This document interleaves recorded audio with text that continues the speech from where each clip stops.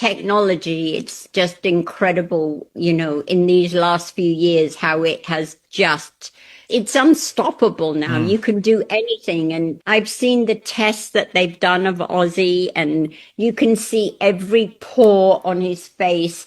All right, everyone, we need to talk. Because over the last few days, one of the biggest discussions in rock music hasn't been about a new album. It hasn't been about a reunion, and it hasn't been about some lost recording from the vault. It's about something that sounds like science fiction, an AI-powered Ozzy Osbourne.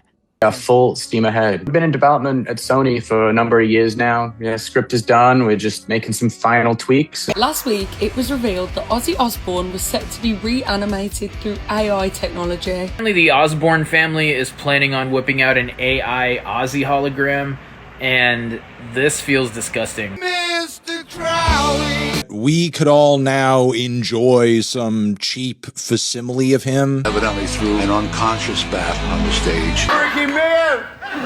You look like me! Oh, look, this is like the best lookalike. Not a tribute band, not an arched footage, not an old concert video, a version of Ozzy that could actually talk back to fans. Would you not want, at some stage in the future, the Darkness to be able to perform to audiences that are as yet unborn? And depending on who you ask, this is either the future of entertainment or one of those most disturbing things the music industry has ever attempted. These are not things that I think that I wish would happen. These are simply things that I think probably will happen. Now, before anybody jumps into the comments and says, leave Ozzy alone, or this isn't amazing, or this is amazing, let's actually talk about it. Because the truth is, this conversation is a lot more complicated than people think. Recently, Sharon and Jack Osbourne revealed plans for a digital Ozzy, creating the AI hologram technology. According to reports, fans could potentially interact with a digital version of Ozzy using his voice, personality, expression, and mannerisms. Sharon Osbourne says she's open to the idea of a Black Sabbath hologram show. Black Sabbath filed documents to trademark their name and use holograms in the future after Ozzy Osbourne's farewell gig. I want an Ozzy Osbourne virtual assistant. Head of the monumental final Ozzy Osbourne performance, which will also see the original 4 members of Black Sabbath performing together for the final time.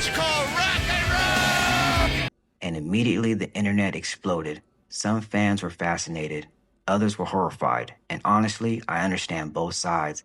Because we're not talking about just any celebrity. We're talking about Ozzy Osbourne, the Prince of Darkness. Hi, I'm Ozzy Osbourne. One last thing. If you have any drugs or any alcohol, give me some. Take my drugs and my alcohol away. How can I possibly be creative? Let the madness begin! What do you think about we do a big farewell show? Would I like to say yes? Absolutely, but I've been up. It was about a vampire. Okay. It's like vampires don't die. Most iconic rock and roll stars in history, Ozzy Osbourne, passed away recently at 76, just weeks after his epic final concert. The guy who spent decades doing the unexpected. The guy who somehow became one of the most chaotic, lovable, hilarious, legendary figures in rock history.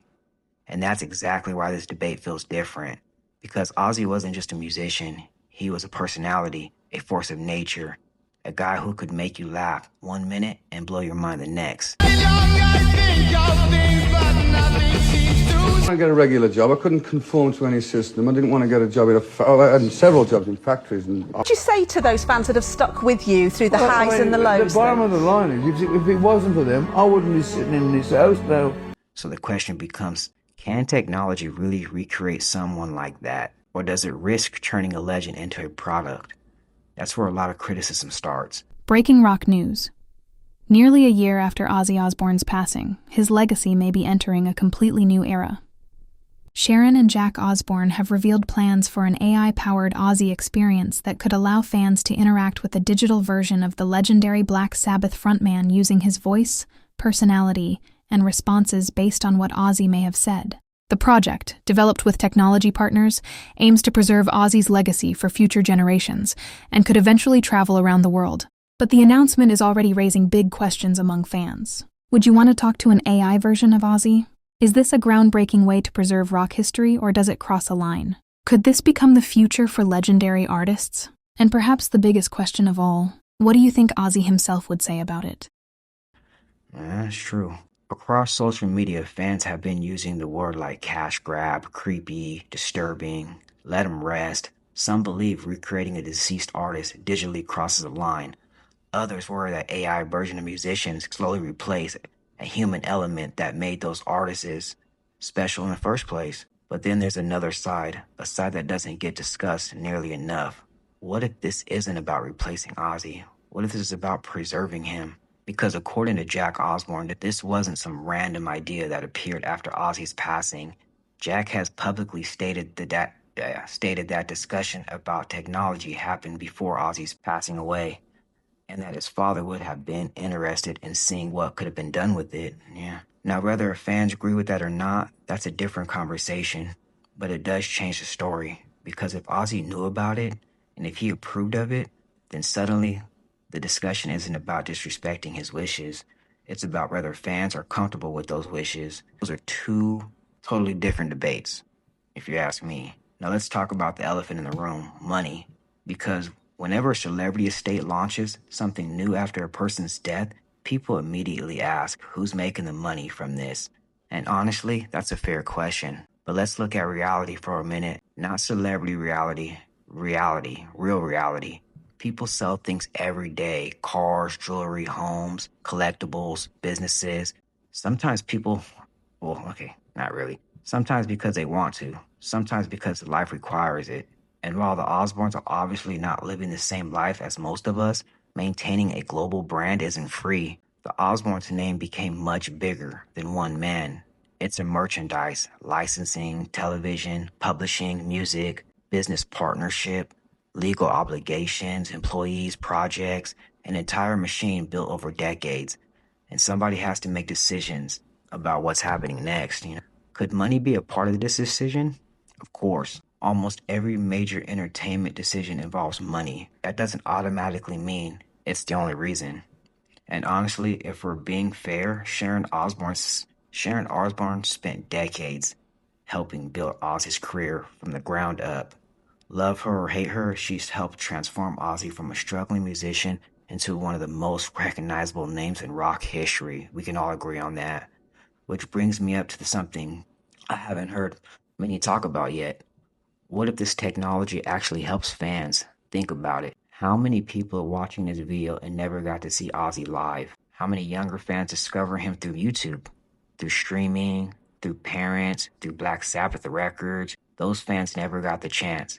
For them, an interactive digital Ozzy might be the closest thing they'll ever get to experience. And then we arrive at perhaps the most interesting possibility of all: ticket prices. Imagine a future where technology allows an Ozzy experiencing to be shown dozens of cities at once. That'd be crazy.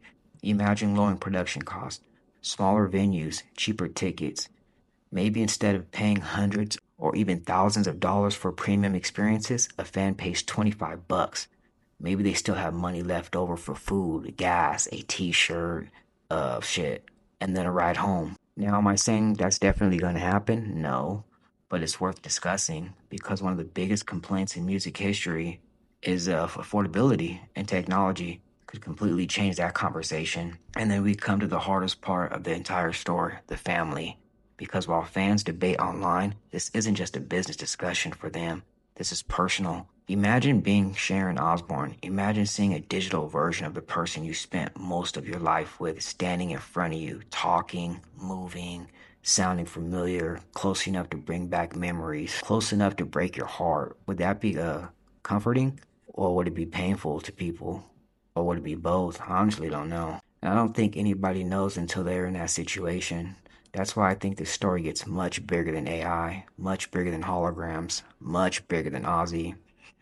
It's really about where they're heading, because technology is advancing faster than ever. The question isn't whether AI can recreate famous people anymore. The question is whether it should. And maybe that's why this story has people so divided. One side sees preservation, the other side sees exploitation. One side sees innovation, and the other sees the line that should be crossed. that shouldn't be crossed.